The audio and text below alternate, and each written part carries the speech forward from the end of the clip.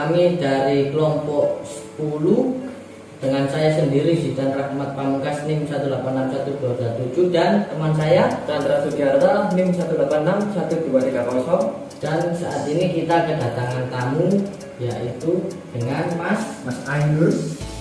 Ya, dan saya Alfat. Alfat. Di sini kita akan berdiskusi atau berbincang santai mengenai pengawasan koperasi. Nah, untuk pengawasan koperasi sendiri kan ada sendi-sendi dasar koperasi.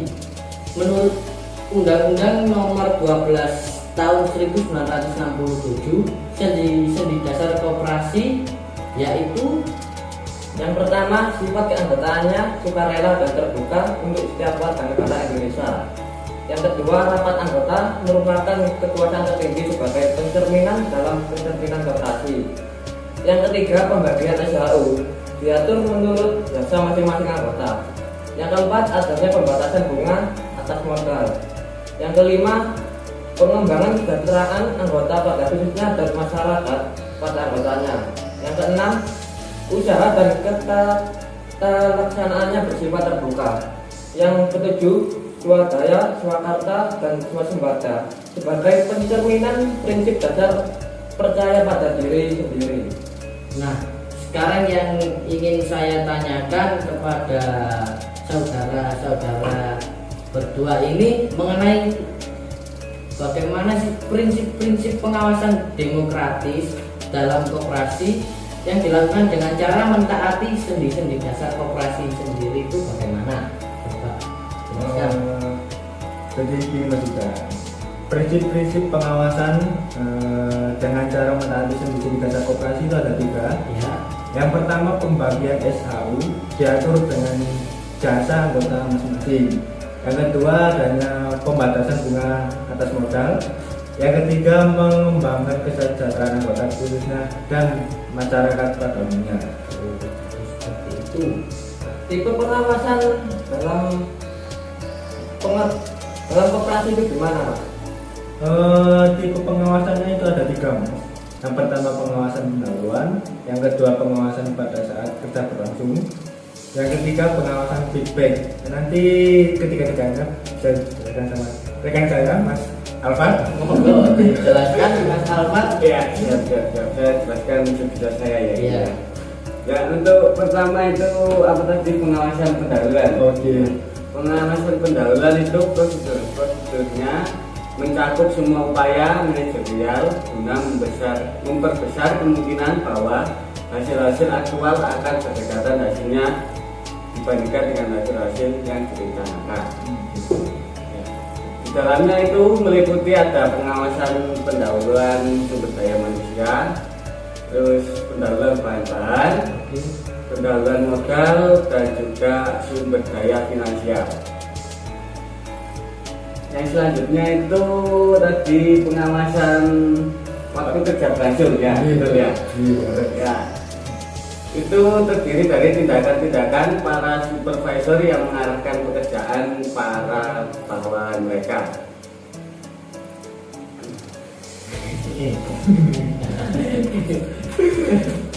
Oke.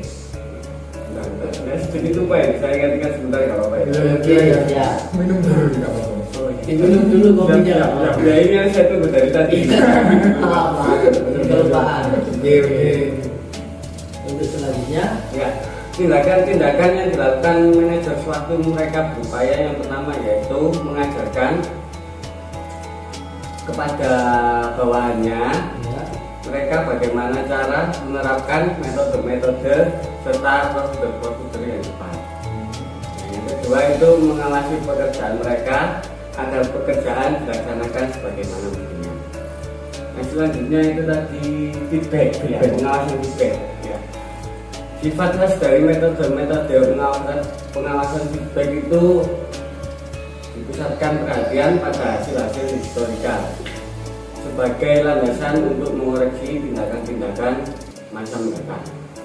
Adapun sejumlah metodenya itu yang pertama yaitu analisis laporan keuangan. Terus yang kedua analisis biaya standar. Yang ketiga ada pengawasan kualitas. Yang keempat ada evaluasi hasil dari pekerjaannya. Nah, untuk selanjutnya saya ingin bertanya mengenai metode pengawasannya. Bagaimana sih metode pengawasan secara garis besar itu? Metode pengawasan secara garis besar. Iya. Garis besar mas ya. Iya, garis besar. Ya ada besar aja. Ya, Ada dua, pengawasan kualitatif dan pengawasan kuantitatif. Bisa dijelaskan sama rekan saya. Terus kalau kita dapat Tadi yang pertama apa? Kuantitatif. kualitatif. Oh, kualitatif. Ya, salah, maaf. Iya, iya. Ya, kualitatif itu dilakukan oleh manajer untuk menjaga performa organisasi secara keseluruhan, sikap serta performa karyawan. Oh ya. Terus yang kedua tadi kuantitatif, tadi kembali lagi ya. Apa ya? Siap, siap. Yaitu dilakukan dengan menggunakan data, biasanya digunakan untuk mengawasi kuantitas maupun kualitas produk. Iya, pengertian manajemen koperasi itu apa, Mas? Ya, saya ingin jawab. Apa? Saya- Serah. Monggo. Nanti yang lain mas.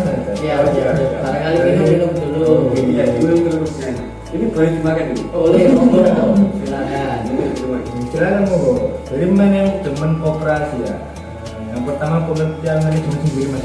Iya. Manajemen sendiri adalah proses perencanaan, pengorganisasian, pengarahan dan pengawasan agar mencapai tujuan organisasi yang telah ditetapkan.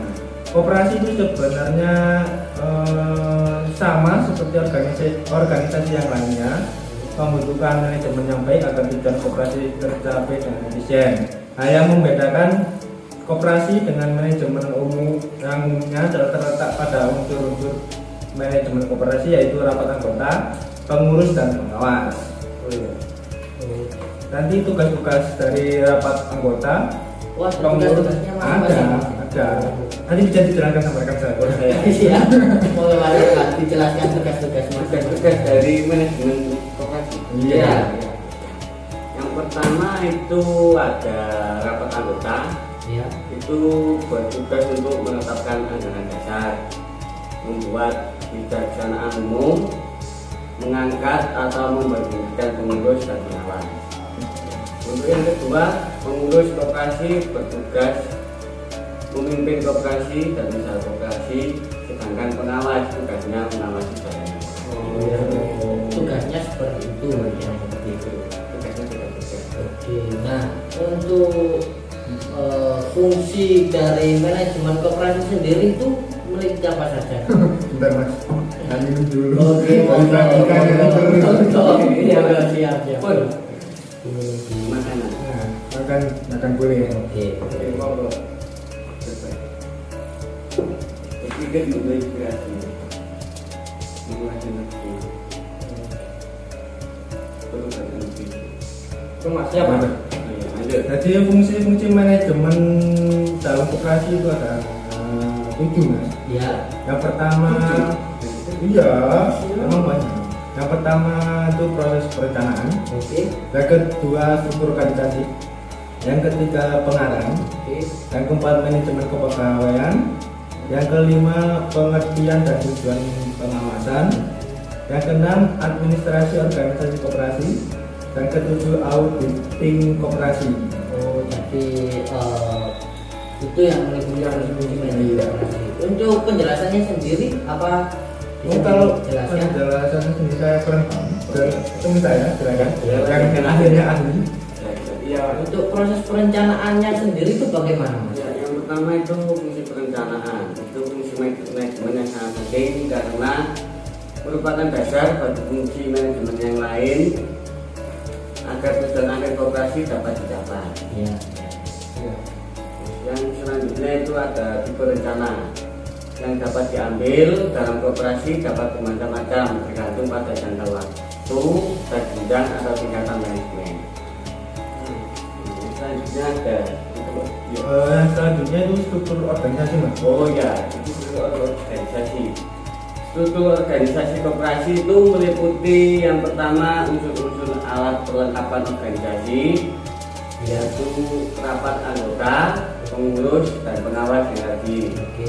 Terus yang selanjutnya itu unsur pelaksanaan teknis, yaitu manajer dan karyawan yang lainnya. Yang selanjutnya unsur penasehat. Ya, kalau struktur eksternal organisasi koperasi meliputi hubungan serta hubungan koperasi terhadap organisasi koperasi lainnya. Ya, strukturnya. Selanjutnya apalagi? Selanjutnya itu ada pengarahan, ya. Pengarahan, iya, pengarahan tapi Pengarahan menurut saya. Mas, rokok dulu mas. Oh iya, iya. barangkali Boleh? Boleh tak? boleh, nggak apa-apa. Boleh, nggak apa-apa. Anggap saja mas sendiri. Oh iya. Untuk pengarahan tadi ya, masih sampai pengarahan tadi Iya, ya. masih banyak mas. Oh, Kurang sekitar 4 lah. untuk pengarahan sendiri tadi apa penjelasannya? Oh iya, saya jelaskan ya. Pengarahan itu merupakan fungsi manajemen yang sangat penting. Ya. Sebab masing-masing orang yang bekerja di dalam suatu organisasi mempunyai kepentingan yang berbeda-beda. Ya. Oke. Supaya kepentingan yang berbeda-beda tersebut tidak saling bertabrakan, konflik, bertengkar lah, bertengkar bahasa Indonesia ya. Iya. Bertengkar satu sama lain, maka pimpinan harus dapat mengarahkan untuk mencapai tujuan perusahaannya. Gitu. Terus yang selanjutnya itu Manajemen kepegawaian. ya, seorang manajer pegawaian adalah membantu pengurus yang diserai tugas mengurus administrasi terus kepegawaian yang mencakup satu, terbanyak ada berapa ini?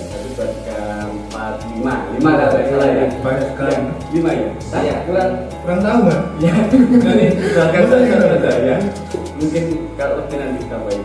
Yang pertama itu mendapatkan pegawai yang mau bekerja dalam koperasi. Ya, ya, ya. Koperasi gak apa mana? Terus apa lagi? Terus yang kedua itu meningkatkan kemampuan kerja pegawai.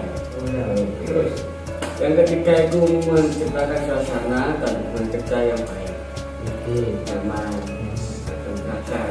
Terus Yang selanjutnya itu melaksanaan kebijaksanaan yang diberi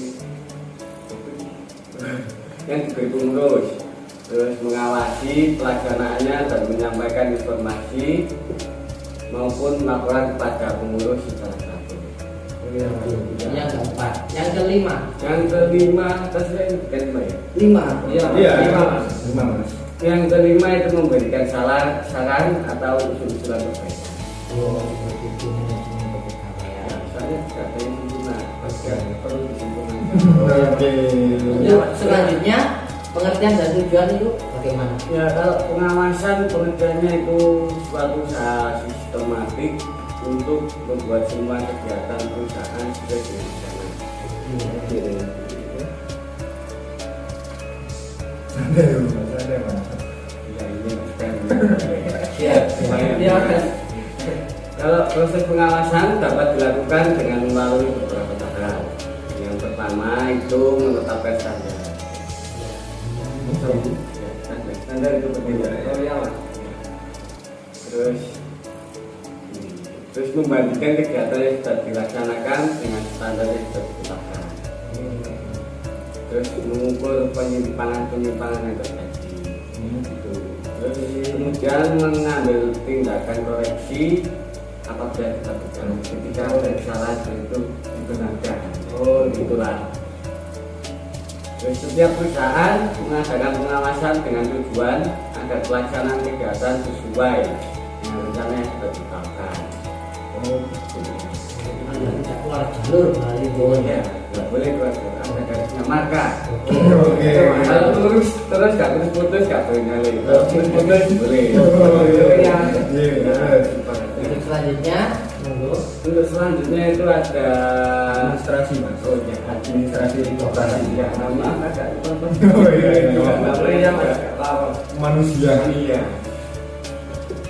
Ya, penyelenggaraan administrasi yang baik mempunyai suatu tujuan yaitu efisiensi. efisiensi. Ya itu maklum dia orang Jawa ya Indonesia kan. Ya, Ya maklumlah Jawa, no Jawa. Efisiensi di sini menggambarkan adanya perbandingan yang paling baik antara suatu usaha dengan hasil yang dicapai dari usaha tersebut.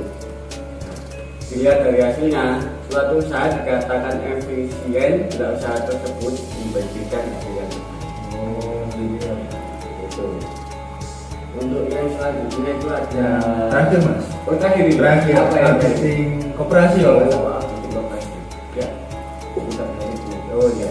Koperasi supaya dapat bersaing dengan perusahaan lain harus dalam kondisi sehat, baik dari sudut organisasi maupun keuangan. Yang paling penting ini keuangannya. Oh, ya. Semua bisa diatur asal keuangannya. Oh. Masuk ya. Itu mas. Untuk koperasi tersebut, koperasi harus menjalani pemeriksaan secara periodik. Ya. Pemeriksaan dapat dilakukan oleh pihak internal koperasi, yaitu oleh pengawas. Dan salah satu tugas pengawas adalah memeriksa jalannya koperasi, baik dari aspek organisasi, manajemen maupun keuangan tadi.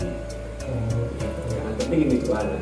Jadi seperti itu penjelasannya fungsi-fungsi manajemen koperasi mas. Kurang lebih seperti itu. Kalau ada salahnya ya maklum. Ya, Ya, diminum ya. dulu barangkali Ya. tapi sudah saya tanya-tanya nggak nawarin minum.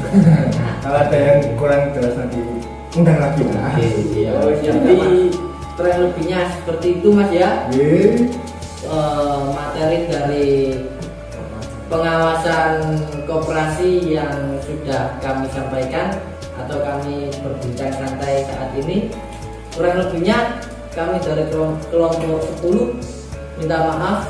Wabillahi taufiq wal hidayah. Wassalamualaikum warahmatullahi wabarakatuh. Kopdit CU atau Credit Union Gotong Royong yang beralamat di Jalan Jaksa Agung, Suprapto, nomor 19, Kepanjen, Jombang. Kopdit CU Gotong Royong ini bersektor layanan keuangan serta perhimpunan kredit. Kopdit Gotong Royong didirikan berdasarkan akte pendirian yang dikeluarkan oleh notaris dan pengesahan dari Menteri Hukum dan HAM. Dan Kopdit ini beroperasi secara resmi atas izin Bank Indonesia. Visi membangun BPR yang sehat, kuat, dan besar melalui produk dan jasa layanan yang berciri khas untuk kesejahteraan masyarakat. Misi 1. Melayani nasabah dengan produk dan jasa layanan yang sesuai kebutuhan. 2. Menyediakan lingkungan kerja yang dinamis agar dapat menunjang perkembangan tenaga profesional yang berkualitas, berdedikasi, dan memiliki integritas yang tinggi.